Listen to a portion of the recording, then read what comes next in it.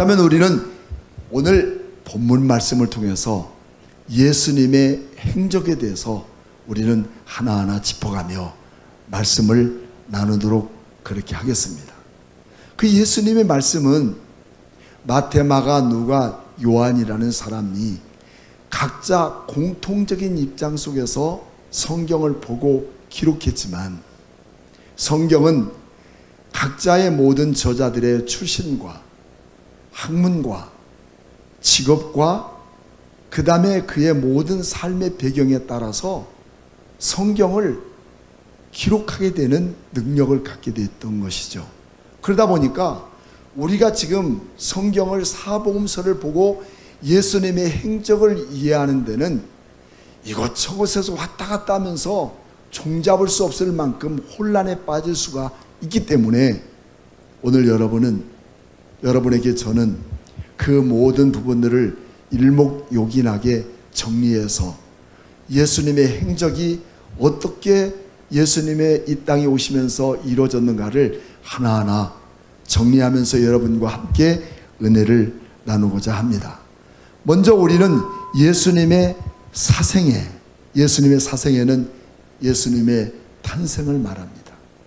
예수님의 탄생은 예수님이 태어나기 전 약 700년 전에 이사야라고 하는 선지자를 통해서 예수님의 탄생을 예언합니다.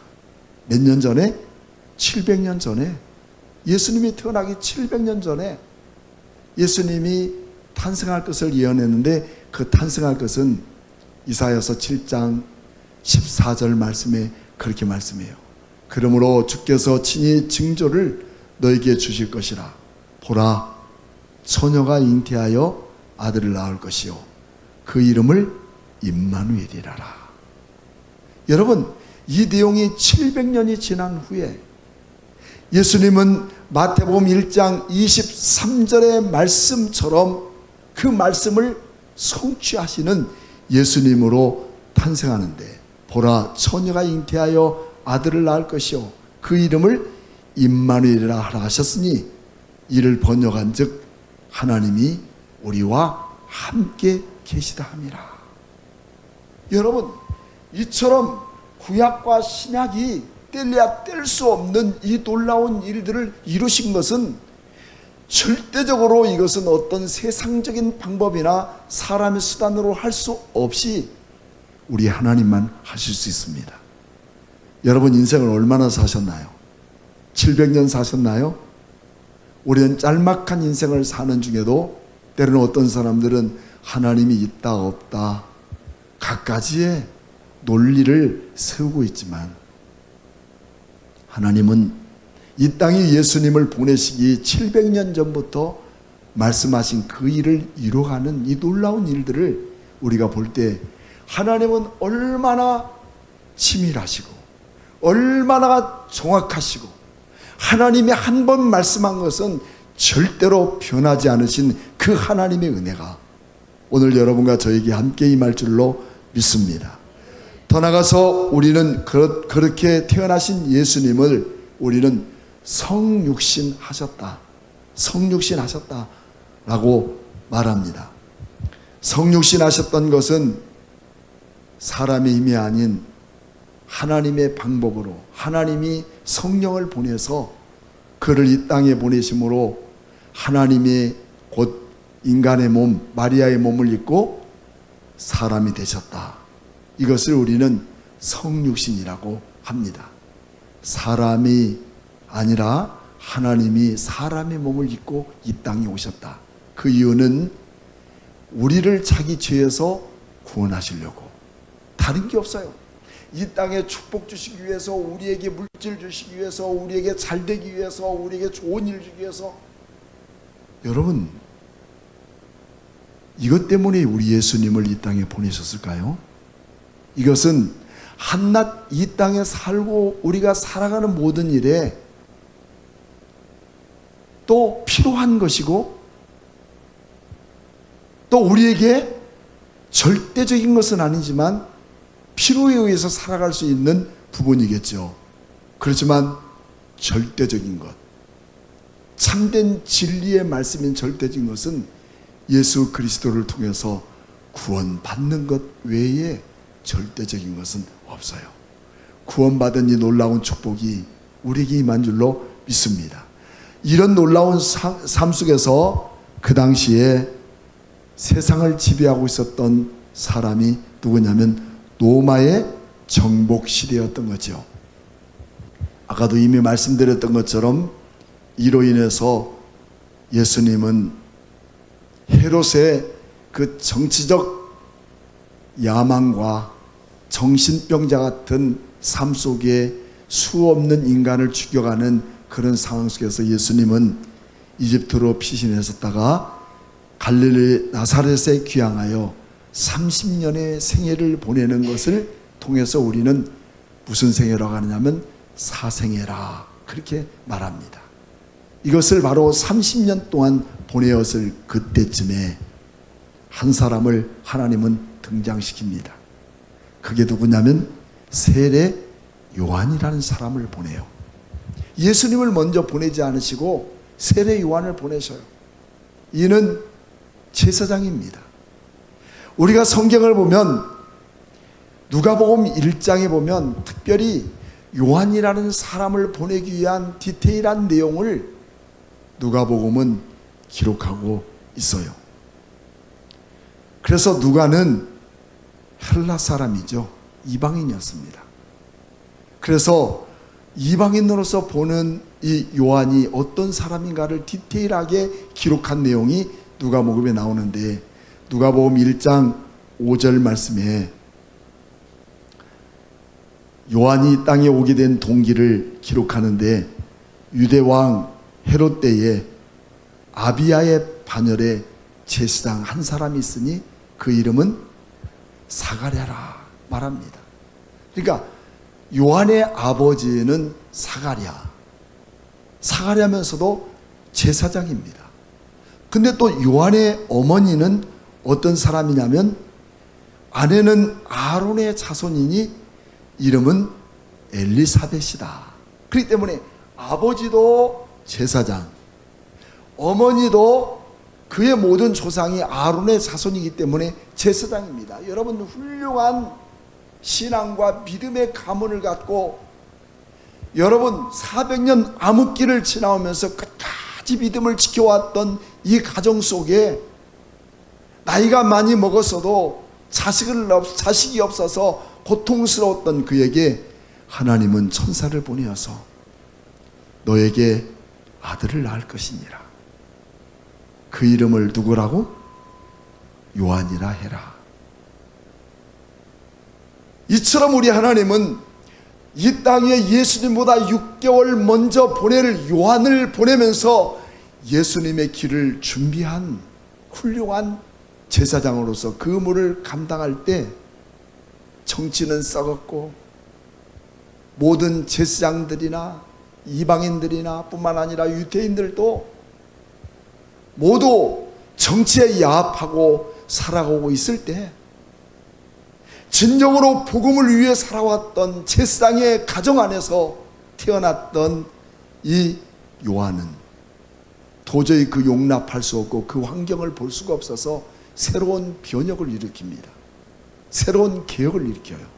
여러분 오늘 우리 그리스도인들은 이와 같이 세례 요한 같은 삶을 살아야 돼요. 세상이 흘러간다고, 세상이 좋아진다고, 세상이 이렇게 살면 행복하다고, 여러분 그런 행복 중요하지 않아요. 여러분 남이 행복하다고 그 사람을 비교하고 그 사람을 바라보면서 우리의 마음속에 절대로 비참하다고 생각하지 마십시오. 오늘 내게 주어진 것에 감사하고 내일을 위해 일하실 그 하나님께 감사할 때 우리 하나님은 바로 그런 사람에게 행복을 주십니다. 저는 막 눈물이 났습니다.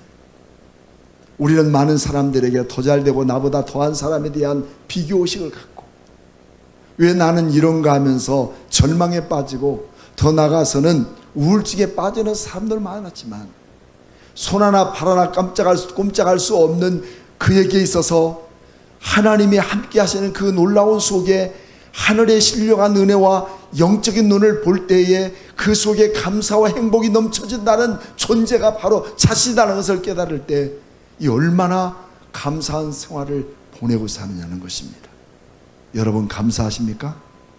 매일매일 우리는 감사할 수밖에 없는 것은 세상에 보이고 내가 느껴지는 것으로 내가 사는 것이 아니라 하나님이 매일매일 순간마다 나를 도우시고 나에게 은혜 주시고 또 다른 새 일을 통해서 나를 통해 역사하시고 일하시는 그 하나님을 발견할 수 있다는 것은 세상에 어떤 것도 내게 대신해서 가져다 주는 축복이 없다는 것을 말씀합니다. 이 세례 요한의 가족들은 누가복음 1장 6절 말씀에 그렇게 얘기합니다. 여기에 사가랴와 그리고 엘리사벳은 이 두 사람이 하나님 앞에 의인이니 주의 모든 계명과 규례대로 흠이 없이 행하였더라.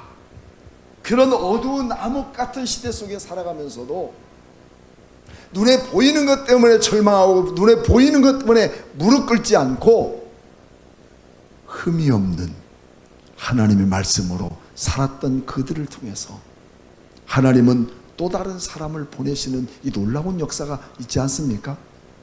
여러분 정말 우리 비록 적은 우리의 가슴 속에 어떤 일이 있어도 내 안에 하나님의 말씀으로 살아가는 길만이 예수님을 만나는 놀라운 축복의 길이라는 걸 우리가 알아야 돼요.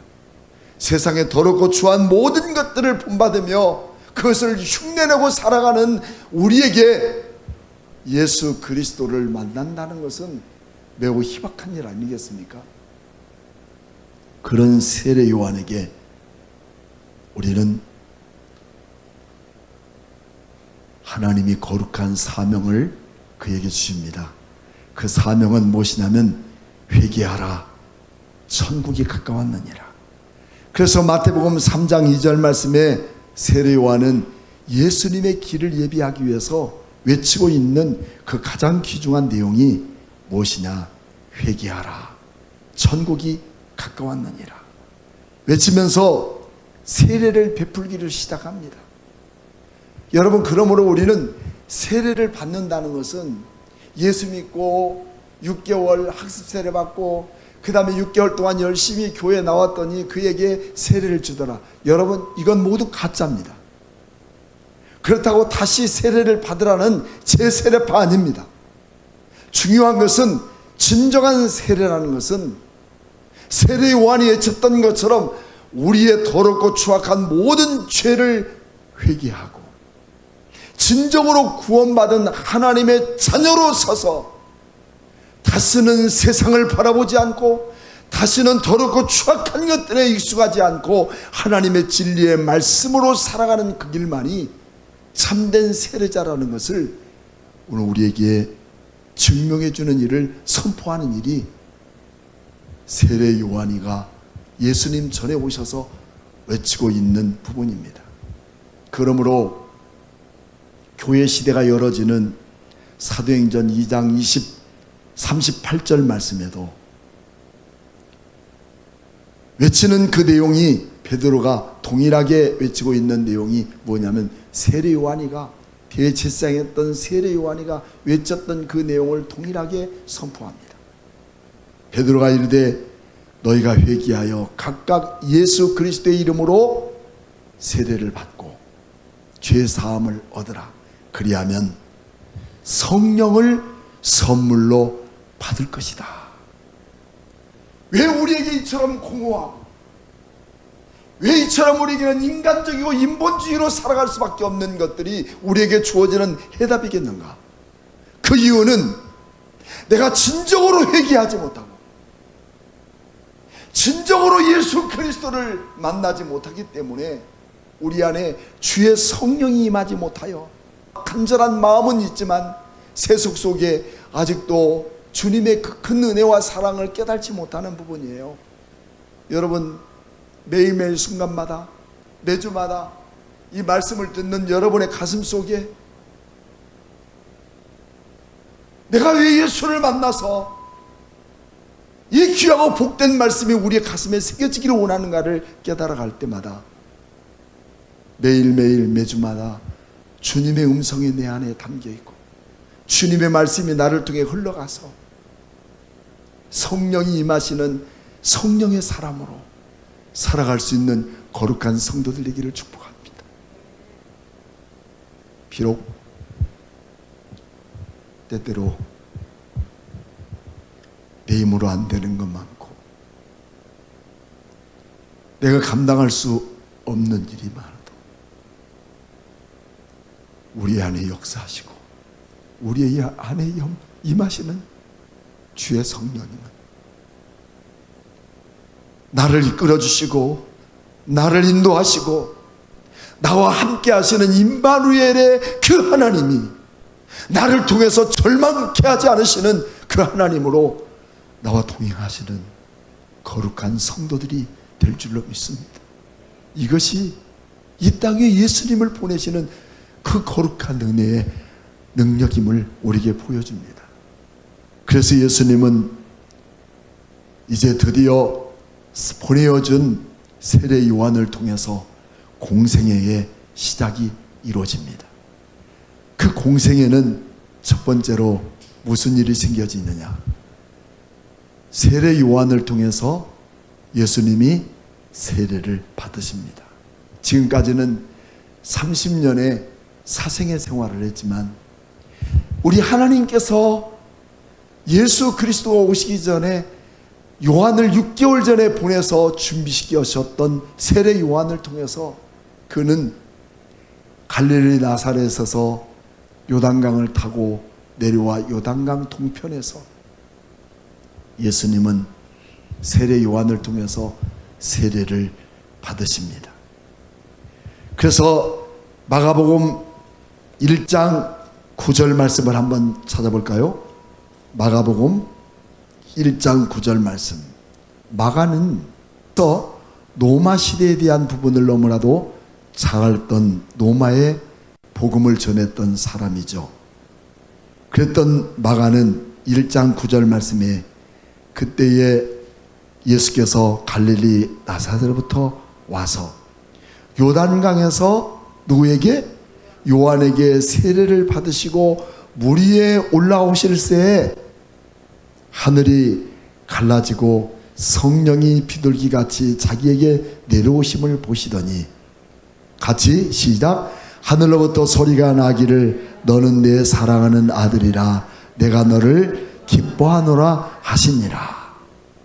여러분, 예수님이 세례 요한을 통해서 준비된 세례 요한을 통해서 세례를 받으시고 올라오실 때 하늘이 열리고 성령의 비둘기같이 내려 그에게 임하시고 이는 내 사랑하는 아들이요 기뻐하는 자라고 하는 음성을 듣게 됨으로 인하여 드디어 예수님은 첫 번째로 공생의 역사가 시작되는 일들을 그는 주어지게 됩니다. 그래서 공생의 첫 번째, 우리 같이 한번 따라해 볼까요?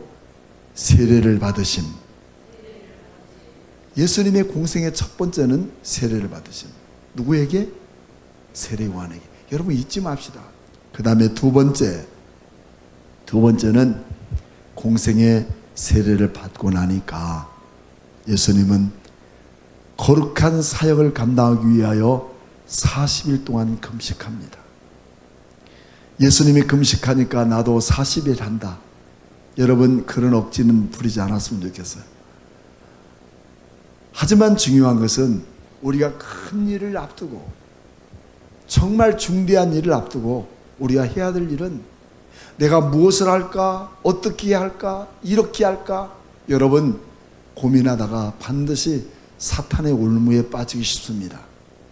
하나님이 내게 큰 일을 주시는 일들, 내게 작은 일을 맡겨주는 일들은 내가 얻어진 거 아니에요. 누가 주는 게 아니에요. 하나님이 나에게 주신 이 귀한 일들을 통해서 그 일을 받아들고 내가 할 수 있는 일들이 무엇이라고요?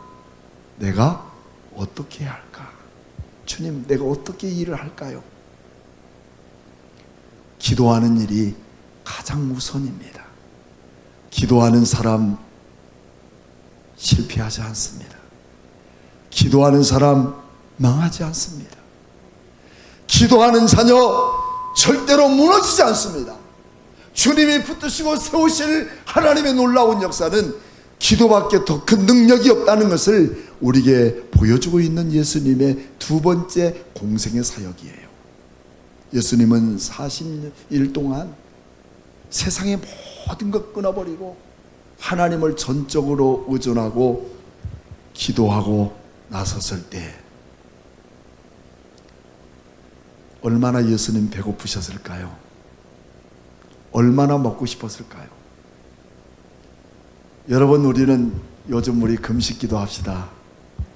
제대로 하는 사람 드물더라고요. 왜 이렇게 금식하면 먹을 것도 많이 생기고 먹고 싶은 것들이 그렇게 많은지. 넘어지기 쉽고 흔들리기 쉬워요. 근데 때로는 금식은 나의 기뻐하는 금식이라 말씀합니다. 누구에게 들리기 위해서가 아니라, 누구에게 자랑하기 위해서가 아니라, 하나님 오죽하면 내가 주님과 맞닥뜨리며 내 인생을 주께 맡기고 금식하며 주께 내 삶을 맡기겠습니까 하는 절절한 우리 가슴 속에 드러나는 아름다운 기도가 우리의 신앙의 아름다운 향연이 되기를 축복해요. 여러분들에게도 지금도 그런 기도의 힘이 내일의 삶을 계약하는 역사가 이루어지기를 축복합니다. 이런 기도의 삶이 우리에게 주어져야 돼요. 그럴 때 예수님에게 그렇게 배고픔의 40일을 보냈을 때 첫 번째 다가온 사람이 누구냐? 마귀였습니다. 그리고 그에게 주어진 시험은 마태복음 4장에 우리가 넘어가 보면, 마태복음 4장에 살펴보면 그렇습니다. 첫 번째로 시험하는 자가 예수께 나와서 이르되 네가 만일 하나님의 아들이거든. 여러분, 예수님은 세례받고 나오실 때 이는 내 사랑하는 아들이요 기뻐하는 자라고 하신 것을 믿습니까? 근데 예수님이 만일이 될 수가 있어요? 만일이 아닙니다. 정확히 우리 예수님은 하나님의 아들이요 기뻐하는 자였습니다. 근데 마귀 사탄은 만일 네가 하나님의 아들이거든 이 돌들로 떡덩이가 되게 하라. 여러분, 이런 마귀의 유혹 속에 우리 주님은 말씀합니다. 사람이 떡으로만 살 것이 아니라 어떻게 살아야 돼요? 모든 말씀으로 우리가 살아야 할 것이니라. 하나님 말씀으로 사는 거예요. 때로는 우리가 먹고 사는 것도 필요하고 내가 먹어야 되는 일을 위해서 힘쓰는 것도 필요하지만 정말 내 삶 속에서 하나님 말씀이 내 배에서 생수의 강이 넘치도록 말씀의 삶이 살아야 돼요. 여러분, 우리가 말씀이 없고 복받는다, 잘된다, 이것만을 얘기하는 것, 여러분, 우리의 잘못된 신앙의 정신 상태를 흐트러지게 만드는 매우 위험한 거예요. 하나님 말씀이 내 안에 깊이 생명의 떡처럼 흘러넘치기를 축복합니다. 그리고 예수님을 성전 꼭대기에 올려놓고 말합니다. 만일 네가 하나님의 아들이거든 뛰어내리라. 네가 그러면 하나님의 아들이면 돌망이에 떨어져도 다치지 않을 것 아니냐? 응? 그때 예수님은 또 말씀합니다. 7절 말씀에 예수께서 이르시되 기록되었으되 주 너희 하나님을 시험하지 말라. 하나님을 시험할 수 없는 것은, 하나님은 전지전능하신 분이에요. 감히 우리 인간이 이 땅의 것이 하나님을 시험할 수 있는 부분이 아닙니다. 세 번째, 네가 만약에 엎드려 경배하면 9절 말씀에 이 모든 것을 내가 너에게 주겠다. 이게 우리의 유혹입니다. 세상을 살아가는 우리의 가장 큰 유혹이 내가 이렇게 하면 내가 주겠다. 여러분, 우리 예수 믿는 사람들 속에 많은 사람들에게 무너집니다. 예수님은 단호하게 말씀합니다. 어떻게 말씀합니까? 주 너의 하나님께 경배하고 그리고 그를 섬겨라. 두 가지 우리에게 주신 미션입니다. 첫째는 우리 하나님만을 경배하는 겁니다. 우리 하나님만 예배하는 겁니다. 예배는 우리의 마음도 필요하지만 우리의 몸도 필요한 거예요. 하나님을 예배하기 위해서 우리가 준비하는 거예요. 그래서 우리는 주중에 언제 준비할까? 토요일 날 준비하고 마음가짐도 옷가짐도 준비하고 주일날 일찍 나와서 기도로 준비하고 은혜 받기 위해서 오늘 말씀도 한번 새겨보고 그리고 그 말씀에 대해 안에 생명이 되도록 아멘하고 받아들일 수 있는 능력이 주어져야 돼요. 물론 이미 다 지나간 이야기지만 옷도 가장 정결하게 입고 우리 하나님께 예배드리는 자의 아름다운 모습들이 우리 안에 풍겨지는 참된 그리스도의 미덕들이 우리에게 주어져야 돼요. 세상의 수많은 것들이 예수 믿는 사람들을 흐리게 만든 일이 있어도 우리 그리스도인의 정로의 길을 걷는 늘 우리를 통해서 훈련하고 나를 복종시키는 그런 내 훈련의 삶이 없다면 우리는 쉽게 세속화되어 수밖에 없는 우리의 모습이죠. 그러므로 우리는 여러분의 가슴 속에 여호수아처럼 나와 우리 가족은 오직 하나님만 섬기겠다는 그 마음처럼 하나님을 경배하고 하나님을 예배하고 하나님을 예배하는 것이 나의 삶이며 나의 모든 생활이며 나의 모든 정성임을 기억하고 우리 하나님을 경배하고 그만을 섬길 수 있는 믿음의 역사가 오늘 우리에게 두 번째 이루어지는 예수님의 공생의 기간을 통해서 우리에게 주신 이 귀한 말씀을 가슴에 새기고 마귀에게 시험 받으신 예수님을 우리도 함께 가슴에 새기면서 세상을 이겨나가는 거룩하고 복된 우리 성도들이 되기를 주님의 이름으로 축복합니다.